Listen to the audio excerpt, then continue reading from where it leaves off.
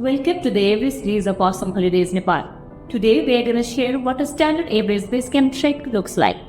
For more Everest packages fit to your needs, check our official website at www.awesomeholidayesnepal.com. Day 1.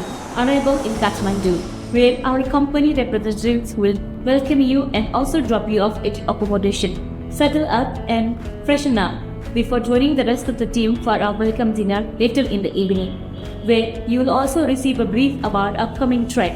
Then you can proceed to your room and have a good night's rest. Day 2. Thrilling flight to Lukla.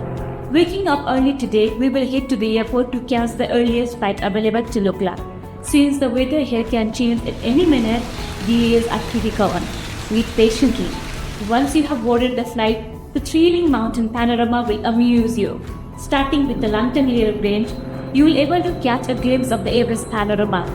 With landing on the shortest runway at an elevation of 2800 meters, the thrill continues with the hike to Fakting village, your destination for the day in Congo. Since your body needs to adapt, we will rest at a lower elevation on this day. Day 3. Trek to Namche Bazaar.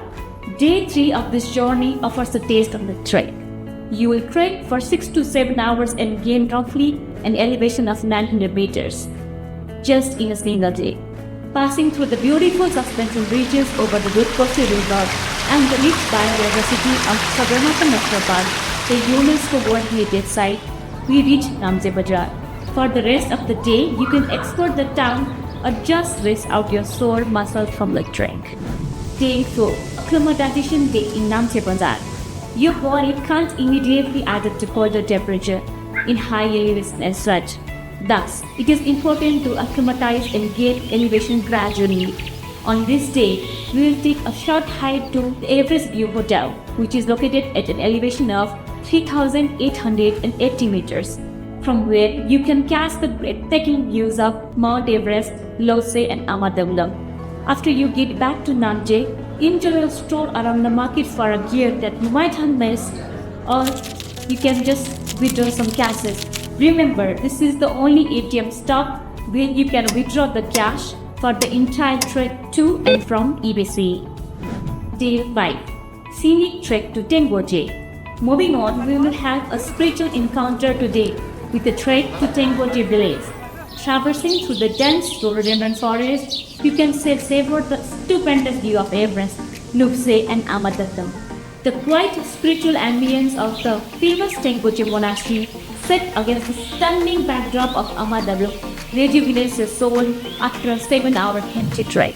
If you are trekking in the fall, you will also encounter the Tibetan Sherpa traditions at the monastery, which celebrates the Mani Rumbu festival. Day 6. Tengboche to Dingboche. Moving forward, we will continue the trek, crossing trails through varied landscapes, dense forests and Indra River to reach Dingboche. We will first ascend to the traditional village of Pangboche on another climb. Going even higher, one comes to Dingboche. Within the beautiful Imza Valley, you can get the stunning view of Lhotse, Amadablam and Island Peak from this point. Day 7. Acclimatization Day in Dingboche. Since Dingboche is at an elevation of 4,400 meters, you spend a leisurely day to allow your bodies to acclimate to the thin air and low oxygen on the trek ahead.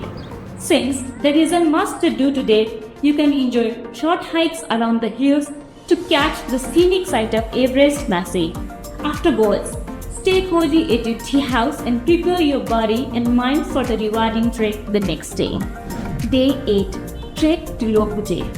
As we approach our destination, the Everest Base Camp, we will continue our trek to Lhotse today.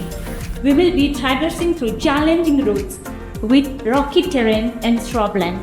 Despite the difficulty of the trek, the rewarding views of the Khumbu Glacier and the majestic mountains are certainly worth it.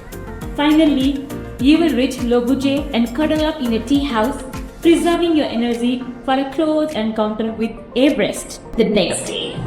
Day 9. Trek to the Everest Base Camp and back to Gorakhpur.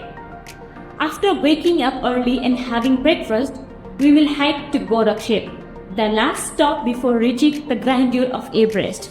After a short rest in Gorakhpur, we will continue our journey to soak in awe-inspiring views of the Khumbu Icefall and the surrounding Himalayan giants. After spending a few hours at the base camp, we will return to Gorakhet on this day and stay overnight. This day captures the essence of your Nepal adventure, both the physical challenge and the breathtaking natural beauty. Day 10. Hike to Kalapattar and back to Ferry. Since Everest isn't clearly visible right from its base camp, you can hike up to Kalapattar the next day. Located at an elevation of 5,545 meters, this point offers a vantage point for some of the most ethereal views of Everest, especially at around sunset and sunrise. If you still have the energy for the trek, you can return to Ferry. Alternatively, you can also request a helicopter ride back to Lukla and then to Kathmandu from there on. For trekkers, the route from Ferry to Namche is just a one-day trek. From then on, you will return to Phagding and then to Lukla, retracing the same steps as you did on your way to Ingeski. Lastly, enjoy a free day in Kathmandu before getting back. After completing the fantastic Everest Base Camp trek, your body is likely to need rest and aftercare.